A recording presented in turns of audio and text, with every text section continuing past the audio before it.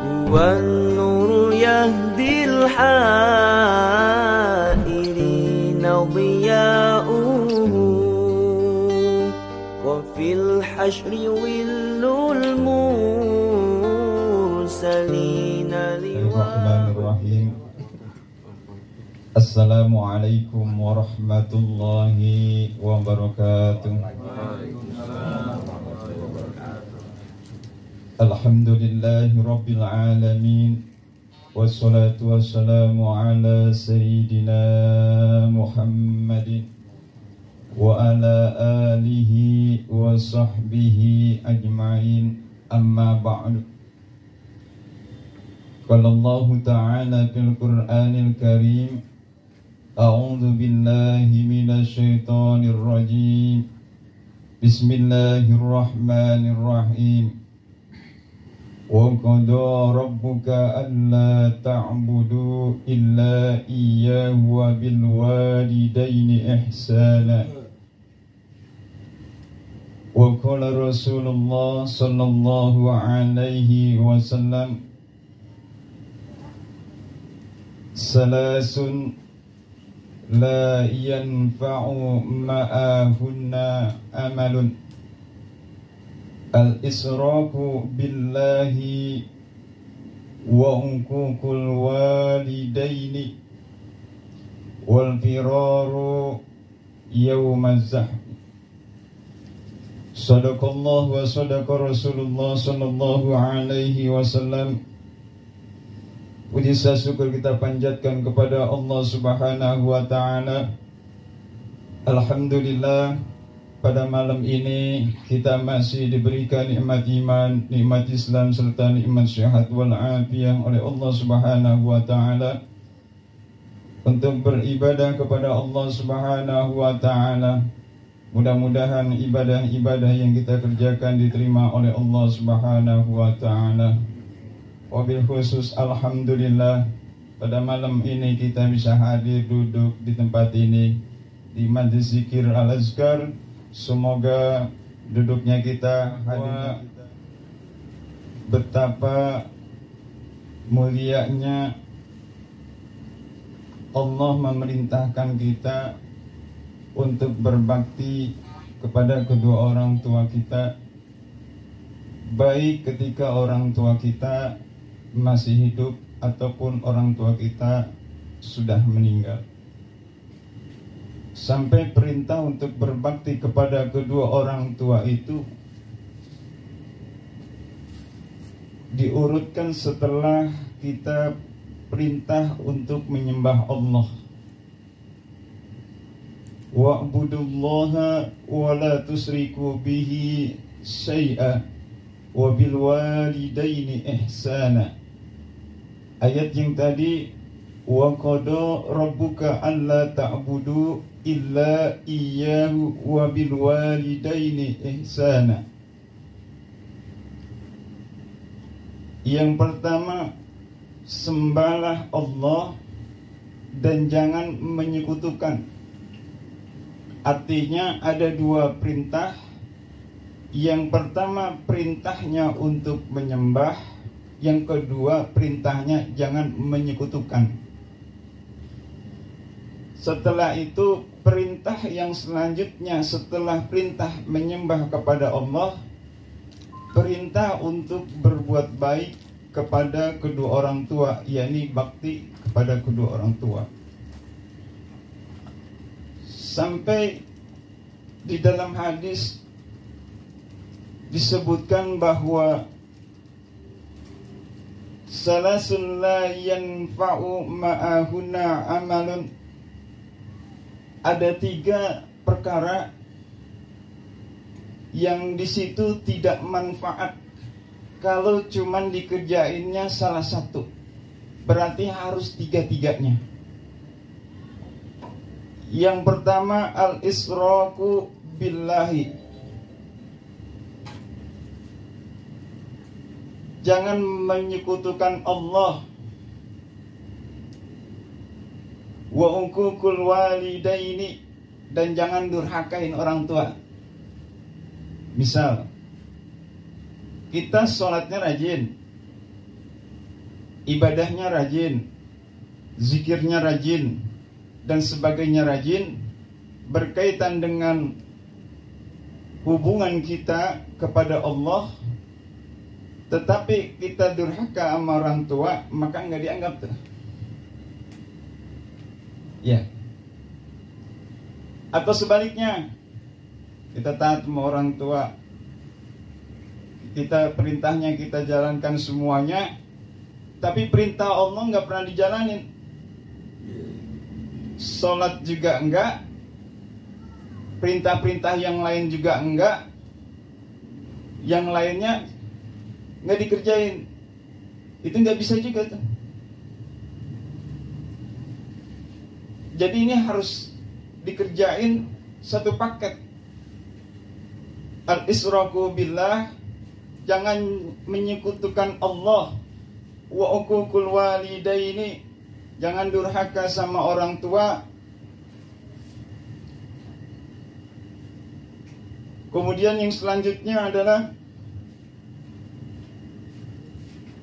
wal firaru yaumaz zahfi, jangan lari dari medan peperangan di saat hari peperangan itu terjadi. Berarti 3 paket. Nah, ini kita ukur dari sekarang nih. Artinya perintah untuk menyembah Allah itu wajib. Dan berbuat bakti sama orang tua juga wajib. Akbarul kabairi salasun, dosa yang paling besar di antara yang besar itu gitu. Ada 3. Al-israku billahi wa uququl walidaini wasahadatuz zur. Yang pertama durhaka sama Allah. Yang kedua adalah artinya menyekutukan Allah, tidak mengerjakan perintah yang Allah perintahkan. Kemudian wa uququl walidai, durhaka sama orang tua.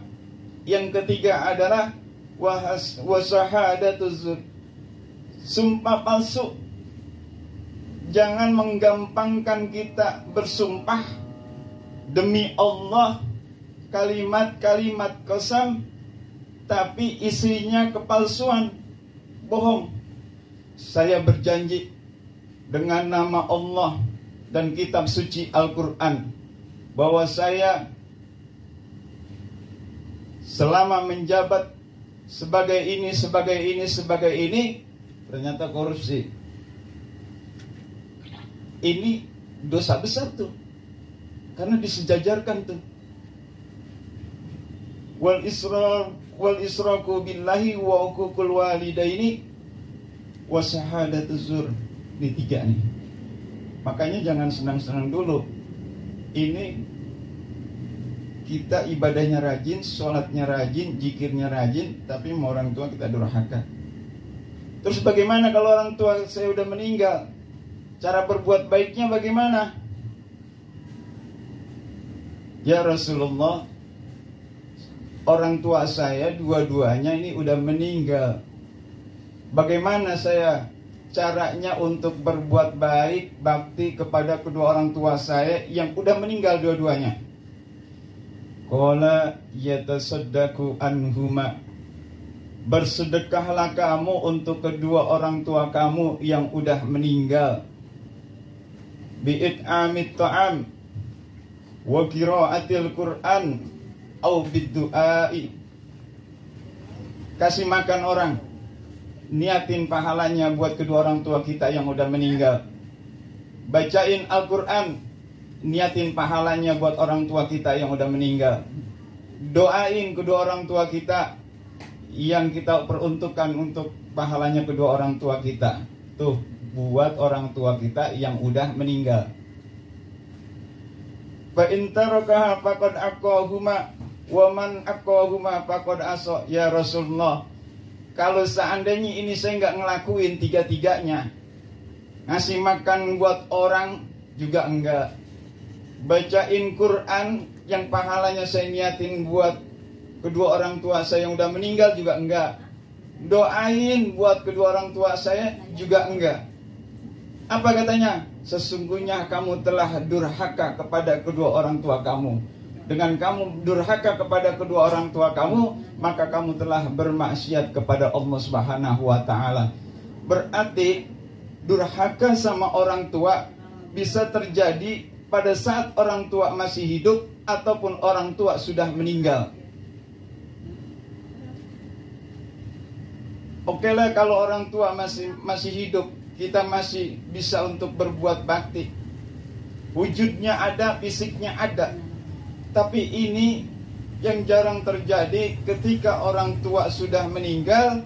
Apakah kita sebagai anaknya, sebagai ahli warisnya, untuk peka, untuk punya taat bakti kepada orang tua kita ketika orang tua kita udah meninggal dua-duanya? Berarti di sini penekanannya adalah kalaulah orang tua kita udah meninggal masih kita diperintahin untuk bakti, apalagi orang tua kita pada saat masih hidup. Berarti mafhumnya begitu. Orang tua yang udah meninggal aja kita masih diperintahin untuk berbakti, apalagi orang tua kita masih ada.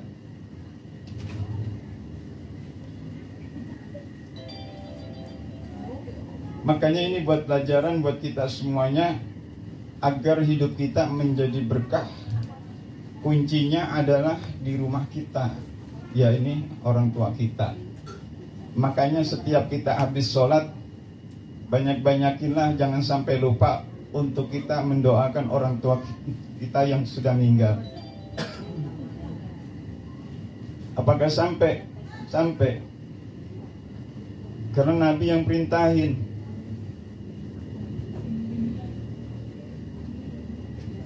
Ada dalam sebuah hadis di dalam kitab Riyadhus Shalihin itu disebutkan, ya Rasulullah, sesungguhnya ibuku udah meninggal secara dadakan.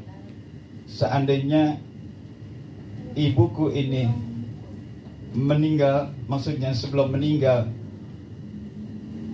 saya yakin ibuku ini akan melakukan sedekah. Tapi sayang ibuku sudah meninggal. Kira-kira kalau saya bersedekah untuk ibu saya, apakah sampai pahalanya? Kata Nabi, qala na'am, ya sampai. Dan ini hadis riwayatnya muttafaqun alaih. Dan masih banyak hadis-hadis lain yang meriwayatkan tentang masalah itu. Berarti inilah momennya, saatnya kalau kita punya orang tua kita ada yang sudah meninggal, sering-seringlah setiap habis sholat minimal didoain. Sholat 5 waktu doain. Bagaimana cara doanya? Saya nggak bisa pakai bahasa Arab, pakai bahasa Indonesia yang bisa aja udah. Ya Allah, ampunilah dosa orang tua saya, ya Allah, kedua orang tua saya, ya Allah. Ya Allah, ampuni ya Allah, terimalah segala amal ibadahnya ya Allah. Itu begitu aja. Jadi nggak ada alasan saya nggak bisa pakai bahasa Arab doanya. Jadi saya nggak berdoa, nggak doain orang tua saya. Ini hadirnya kita duduk di majlis-majlis taklim, majlis-majlis zikir. Ini orang tua kita berharap banget, berharap ditunggu-tungguin ini kita hadir di tempat majlis-majlis kebaikan. Karena memang ini yang mereka tungguin. Sebagai ahli waris yang ditinggalkan, ahli waris yang punya kepekaan untuk bisa mendoakan orang tuanya atau orang tua kita yang sudah meninggal. Karena memang itu adalah menjadi kesuksesan orang tua.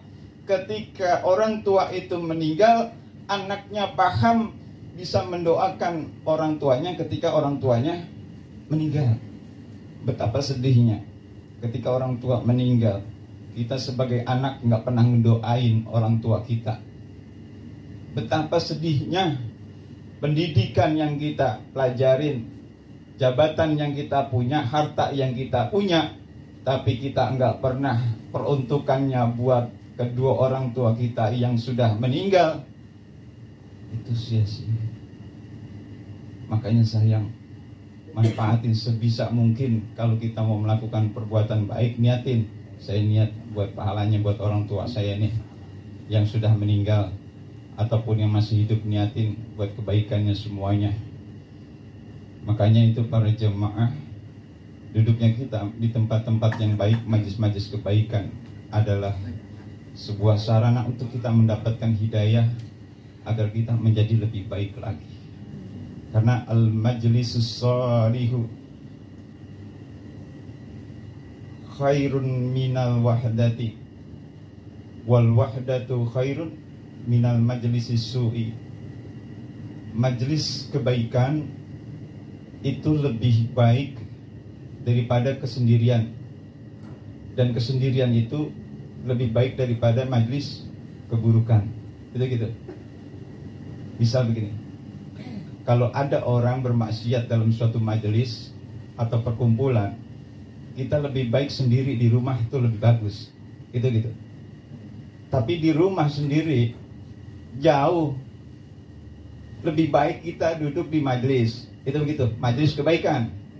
Artinya daripada kita sendiri di rumah, lebih baik kita duduk di majelis. Karena apa? Dari sekarang kita harus punya tabungan, harus bisa bergaul sama teman yang sekiranya teman itu kalau kita meninggal bisa ngedoain kita. Kita harus cari majlis-majlis yang sekiranya kalau kita meninggal, majlis itu bisa bermanfaat buat kita nanti. Ataupun amalan-amalan yang lain, sekiranya kalau kita meninggal, amalan itu bisa bermanfaat buat kita. Jangan kita hidup di dunia kumpul-kumpul di majlis-majlis yang gak jelas, yang kalau kita meninggal gak ada manfaatnya. Teman-teman yang kita pergaulkan, yang cuman hanya membawa maksiat, gak membawa manfaat ketika kita nanti meninggal. Makanya carilah sebanyak mungkin teman-teman yang baik, yang bisa bermanfaat buat kita nanti. Sekiranya kita sudah meninggal, teman kita masih ngedoain.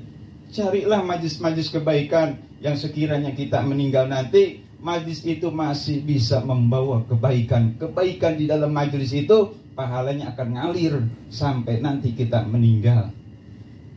Tentuin dari sekarang. Makanya selagi kita diberikan umur yang panjang, sehat badan, waktu ada, semuanya kita manfaatin buat ngisi kebaikan. Jangan memandang suatu amalan yang kita perbuat sekecil apapun itu menurut kita nggak ada apa-apanya. Jangan memandang itu. Apa yang kita bisa perbuat dengan suatu yang baik ketika itu bermanfaat. Misalnya kita setiap mau zikir, misalnya kasih air minum, nyediain air, misal pada saat diminum, air itu menjadi sehat buat orang yang minum. Pada saat orang itu sehat, maka orang itu melakukan aktivitas yang baik. Pada saat dia melakukan aktivitas yang baik, dia bersedekah dan sebagainya, itu rentenannya seperti itu. Begitu juga sebaliknya, kalau kita nih ngasih sesuatu kepada orang, ternyata orang itu berbuat maksiat sama Allah dan sebagainya, itu kita kena dosanya juga. Makanya kalau kita mau ngasih, buat apa ini? Kalau cuma buat minum-minum jangan. Dan ini buat filter buat kita semuanya, bahwa dalam kita beribadah kepada Allah Subhanahu wa ta'ala, selain kita punya hubungan kepada Allah, kewajiban untuk menyembah, tidak menyekutukan Allah, kita juga punya kewajiban untuk berbuat bakti kepada kedua orang tua. Tidak cukup kita cuma berbakti kepada kedua orang tua, kita beranggapan nggak perlu sholat dan sebagainya. Nggak bisa, itu harus, karena itu satu rangkaian. Jadi itu para jemaah, semoga ini menjadi motivasi kita dalam kita menentukan hidup kita saat ini, agar kita menjadi lebih baik lagi. Hidup kita menjadi berkah karena kita mengerjakan perintah yang Allah perintahkan dan mengerjakan larangan, artinya meninggalkan larangan yang Allah larang. Dan kita juga berbuat baik kepada kedua orang tua, berbakti semuanya.